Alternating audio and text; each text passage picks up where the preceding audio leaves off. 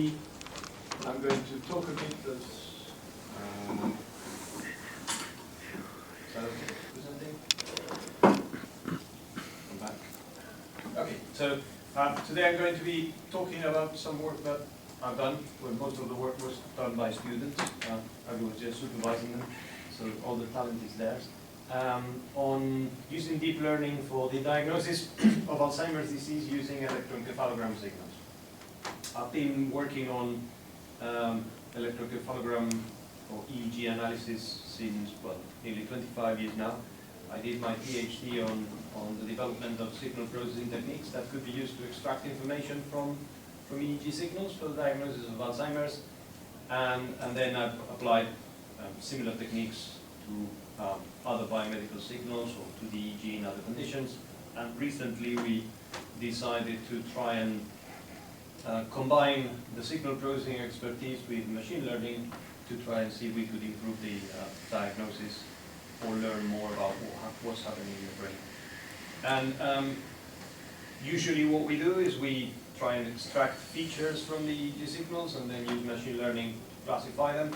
But then 4 or 5 years ago, we thought about using deep learning rather than conventional machine learning to try and do that classification of signals. Okay, so if you're not familiar with Alzheimer's disease, well, it's the most common form of dementia. Age is the main risk. So if we live longer, then we are likely to end up developing Alzheimer's disease. It's the most common form of dementia in the Western world. In Southeast Asia, you have things like vascular dementia that are more prevalent. So there's also a certain genetic component to Alzheimer's disease, but age is the main risk factor. Obviously, other things like lifestyle choices can have an impact on you developing this Alzheimer's. So having too much sugary drinks, obesity, smoking, drinking too much alcohol, kind of risk factors. But essentially, the main risk factor is aging. And what happens when you have Alzheimer's disease is that you have a progressive decline of memory, language, and behavior. The prevalence of AD is increasing, and there's a significant health cost on society. Don't know if you've had any relatives or you know anyone with dementia, but it's a significant burden not only on the patient, but also on the carers, families, etc. In terms of the current diagnosis, well, there's some guidelines, and what you can do so far is diagnose someone suffering from probable Alzheimer's disease. Definite diagnosis is only possible after the patient has died, analyzing the brain under the microscope. But what the clinicians use is mental examinations, patient history, and also recently some invasive biomarkers and neuroimaging techniques can be used to help diagnose Alzheimer's or probable Alzheimer's.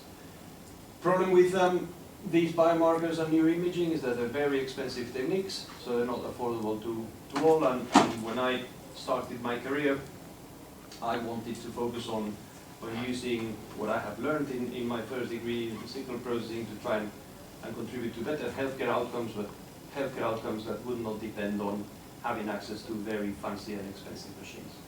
And what we decided to do was to focus on more affordable recording techniques that can be deployed at a relatively low cost, or at least much more cheaply than MRI, PET scans, or all these biomarkers. And those are the electroencephalograms, which essentially, and before I move on to the electroencephalograms, there's something in between normal healthy aging and dementia. That's called mild cognitive impairment, where the patient suffering from mild cognitive impairment develops some sort of early signs of dementia. But to make things more complicated, not everyone with mild cognitive impairment ends up developing dementia.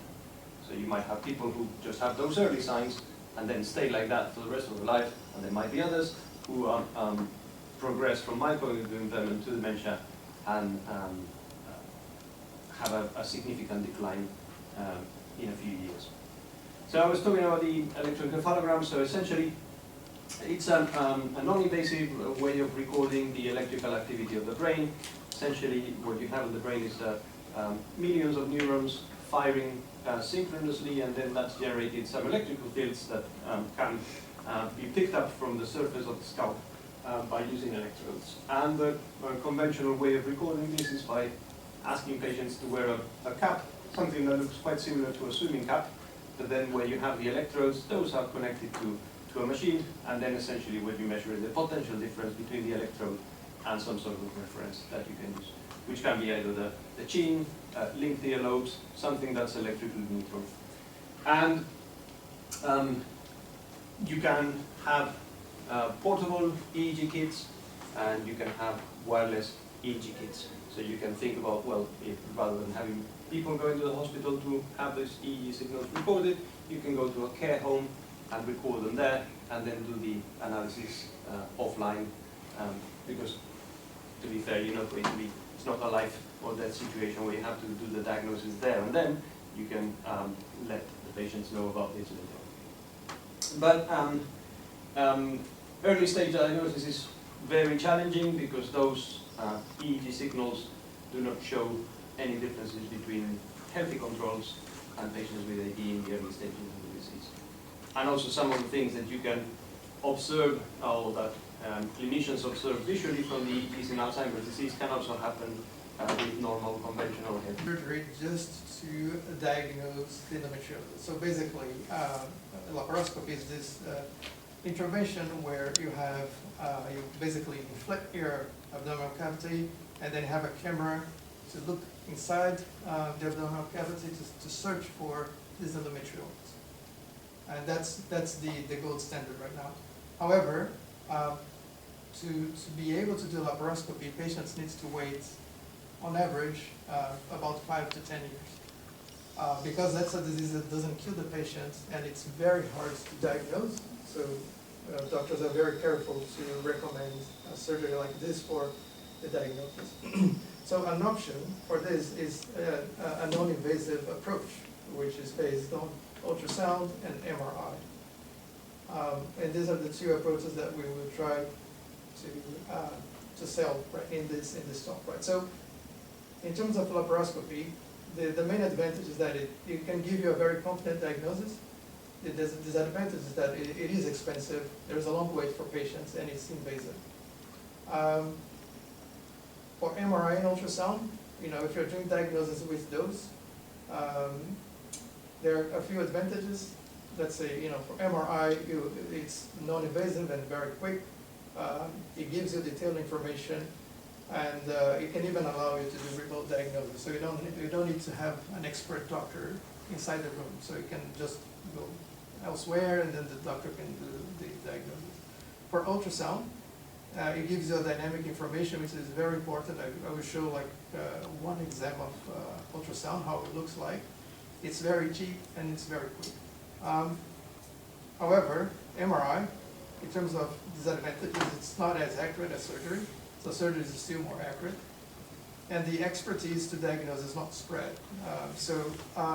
You need really expert doctors to do it. And even then, we will have trouble diagnosing certain types of endometriosis with MRI. With ultrasound, the advantage is that it's very operator dependent, like every ultrasound exam.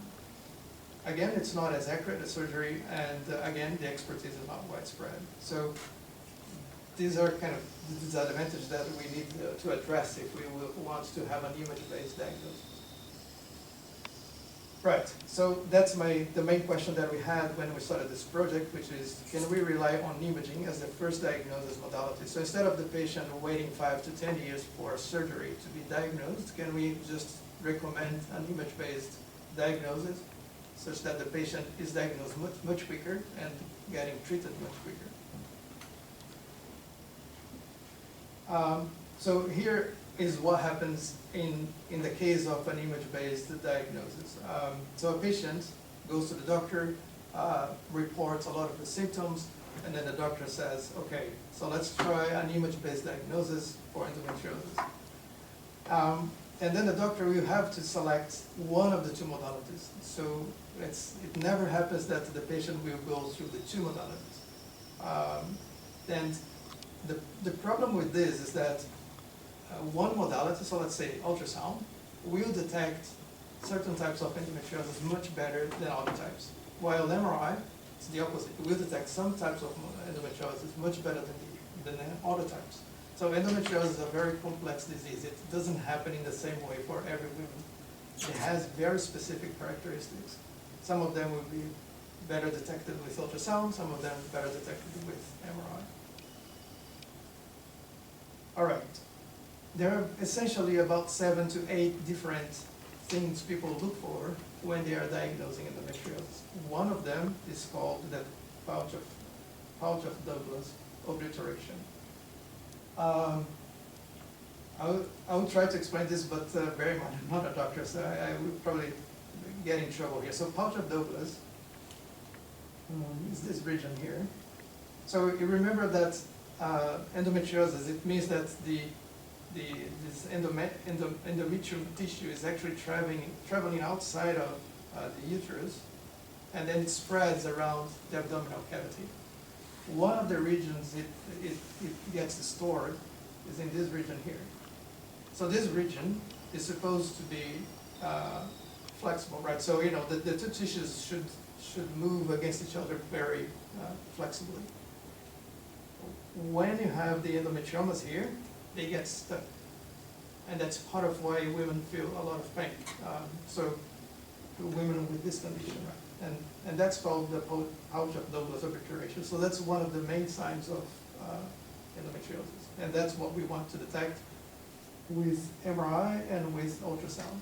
With MRI, it shows as plaques and adhesions, to confirm that they have the POD obliteration. In ultrasound, they have this thing called the sliding sign. I will show an ultrasound of how this is done. And basically, it sees if this tissue can slide over each other, right? So it's not stuck. So they both focus on that area. Yes. Yes. Okay. All right. So let me try to explain this. This is always very hard for me to explain. So, all right. On the left, you see a negative POD obliteration. On the right, you see a positive POD obliteration. On the left, so this is an MRI. When the POD is not obliterated, you see these little things here, these little tissues showing up. Not tissue. I mean, this is fluids, or again, I probably say not very correct things here, but you should see this whitish stuff. When it's obliterated, you basically kind of the atlas of where each of the regions are in the brain in relation to each other, and I'll talk about that more on this slide now. So here we see a real image of how the nodes, the regions of the brain, are actually organized. This is specific to the neonatal infants because their brains are physically smaller and certain regions are bigger or smaller than they would be in adults. And it basically gives us information about the nodes relative to one another. So we have X, Y, Z information for each node, and these are basically the same across all infants. So in terms of what I was talking about with hard boundaries being not particularly useful, we have this idea to introduce a fuzzy boundary. So we previously said that gestational age, or the number of weeks from the time of conception until the time of birth, is usually around 37 weeks. But obviously weeks are measured in full weeks, but there are 7 days. So an infant who's born one day before the week is up may be classified as preterm, but maybe they didn't, they might be almost identical. Very hard to classify. And actually we see that in biology there are many issues in even calculating the gestational age. For example, you have to estimate the day of conception, you have to estimate the exact day of birth and the time of birth, things like this. So instead what we do is, instead of having either 1 or 0, we instead introduce this kind of smooth boundary using this sigmoid function, where we consider the actual gestational age to be a continuum. And it basically allows the model to learn that there may be progressive differences between the two classes rather than suddenly changing. So basically, in simple terms, we take the raw input and convert it into a value between 0 and 1 instead of just 0 or 1, and then we basically have a likelihood or probability of it being in that class. So in terms of the experiments that we do with this, we run machine learning models, so we run 4 of them based on basically our intuition and also what some other papers have attempted, so we use them as a baseline. And then we also run some graph models, so we try GCN as a baseline, and then we use graph attention network and isomorphism network as well. For all models, we perform it with 5-fold cross-validation, and as we have far fewer preterm infants, we do undersampling and balance all of our metrics at the end as well. So our intuition is that the GAT will perform best as it applies attention to, as it goes through, to help us highlight the most informative connections. But each model we do it a couple of times. We do it with and without spatial coordinates to see how this additional information helps the model. And we also apply a fuzzy boundary once we've identified the best models in our network. So as it's a binary classification problem, we're using kind of the standard machine learning metrics of precision, recall, F1, and accuracy. And ultimately, we aim to have a high accuracy and F1 score with a balanced precision and recall. And like I said, we have unbalanced data, so we're calculating weighted metrics, as you see over here, which basically just allows us to understand how many there were in each class.